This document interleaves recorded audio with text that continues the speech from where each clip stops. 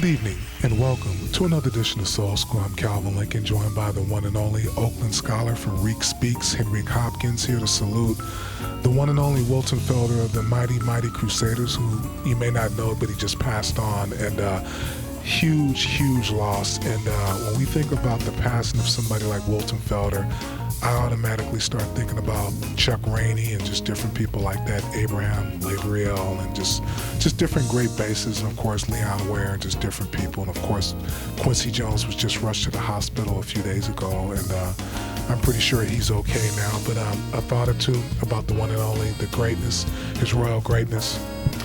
Well, Wilton Felder is one of my favorite musicians, period. You know, when I say musicians, some people will say, well, are you gonna look at him as a tenor saxophone player or a bassist? I look at him as a musician because his proficiency was so high on both instruments. He definitely had a unique, identifiable sound on the tenor saxophone.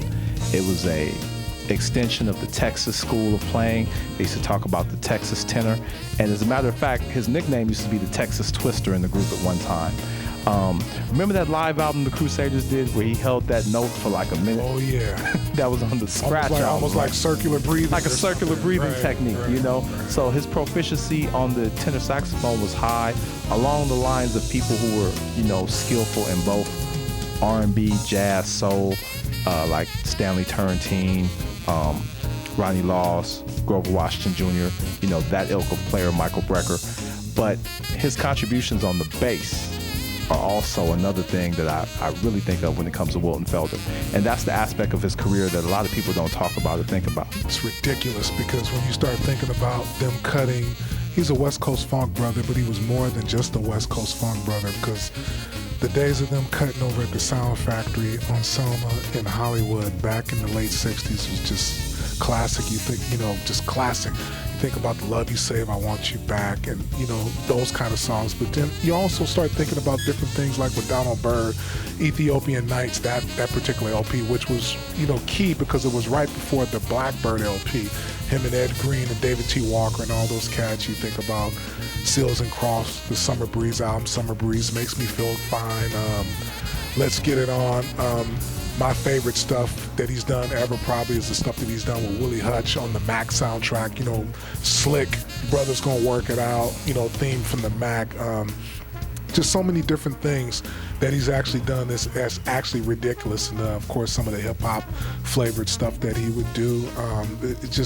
Wilton Felder is one of them dudes, and I think that really probably his sax playing as an expressive chromatic player, as we always like to say, is probably the reason why that he was equally as great on the sax as what he was on the bass. And you don't see that often, because like I say, even like when you think about somebody as great as Prince is on all those different instruments, I still say to this day, and I'll probably believe it to the day that I die unless he shows me something different, that him as a piano player, a keyboard player, to me outweighs everything that he does on the bass, the drums. And not that he's not great on those other instruments, but when I start hearing things like The Beautiful Ones or Do Me Baby, Prince is...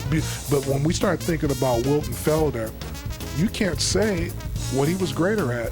The Pacific Jazz record stuff, as a sax player, or even as a bassist on some of the Crusader stuff, or the work outside of the Crusaders. I mean, just the epitome of a master.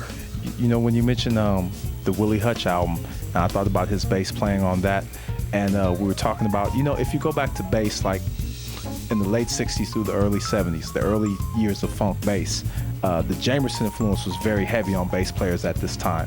Bass players were starting to play faster than they had ever played, and they were really, getting more space to express themselves. And you listen to a song like Brothers Gonna Work It Out,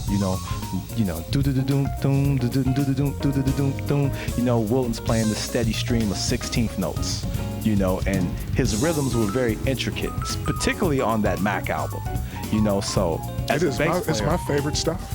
As a bass player, he was funky. If you listen to like the first Crusaders album, when they got rid of the Jazz Crusaders name, and you listen to the stuff like the Put It Where You Want Us and stuff like that, the second Crusade album, what do you think, Calvin, in terms of funk?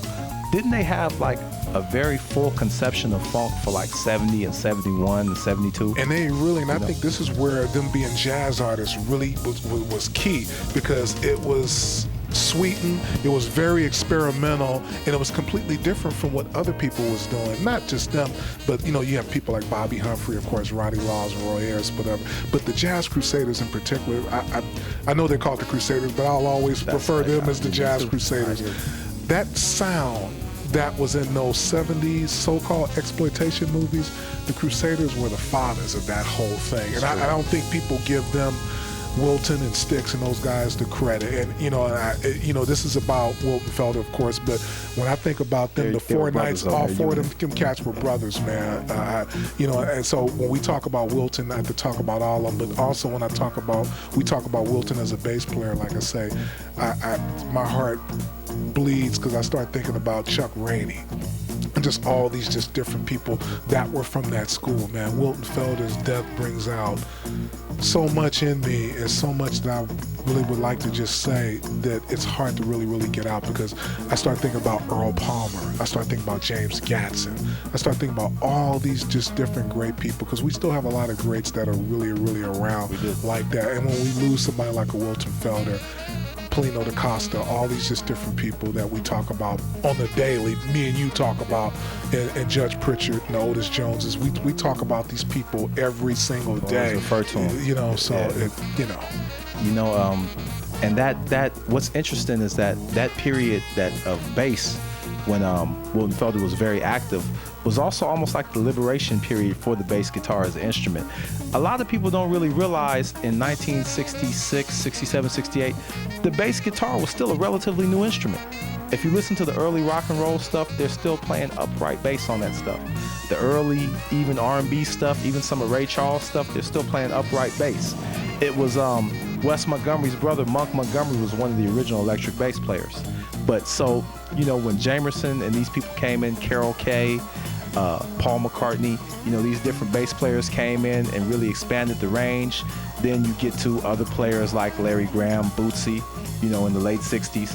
And so this school of bass, when Wilton was playing bass, it was like a whole new terrain for bass at that time. Chuck Rainey was involved, Jerry Jamont, a lot of different players like that. Anthony Jackson would come up. And so, it really was an exciting time to be a bassist, because people were finally starting to understand what the bass guitar was and what it could do that maybe might be a little bit different from acoustic. Willie. Exactly.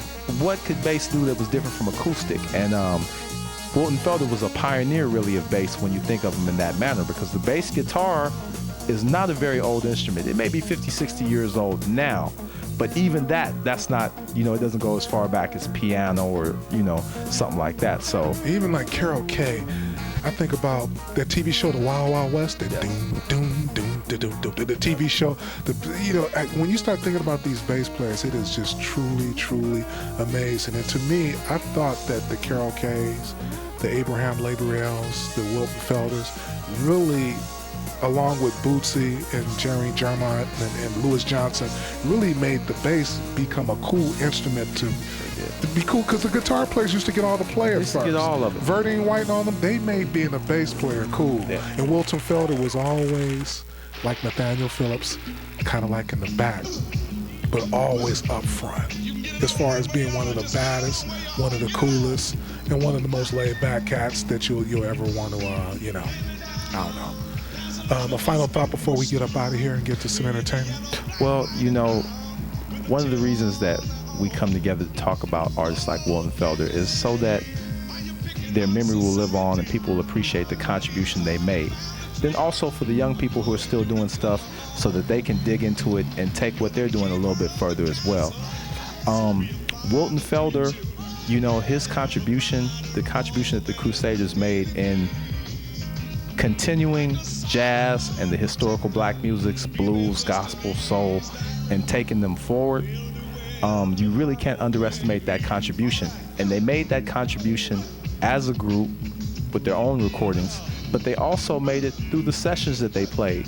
They may have looked at it as something that they did to, pay the bills or something like that, but the sessions that they did expands their influence way past even what their records were. And their records were some of the best-selling records, you might say, in jazz at that time.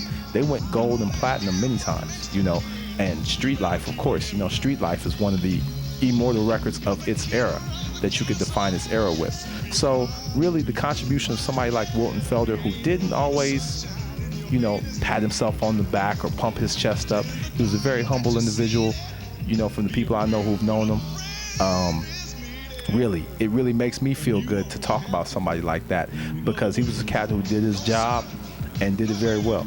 And for you youngsters, I'm gonna leave you with this note. All you youngsters who just went and saw Straight Outta Compton, you know that Dr. Dre, Nothing But a G thing? You know that do-do-do-do, you know, I wanna do something freaky to you, Leon Haywood, Nothing But a G thing, that's Wilton Felder on the bass. You youngsters, the 50 and 60 million that just saw that movie, you're watching and you're loving Wilton Felder and you don't even know it. Go to iTunes and Pandora and whatever you stream music on. Go check out that Leon Haywood and some of the stuff that Wilton played on. Oh yeah. He was a master. Crusader stuff. Master of the game. Hey, let's get up out of here. We'll see you all next time.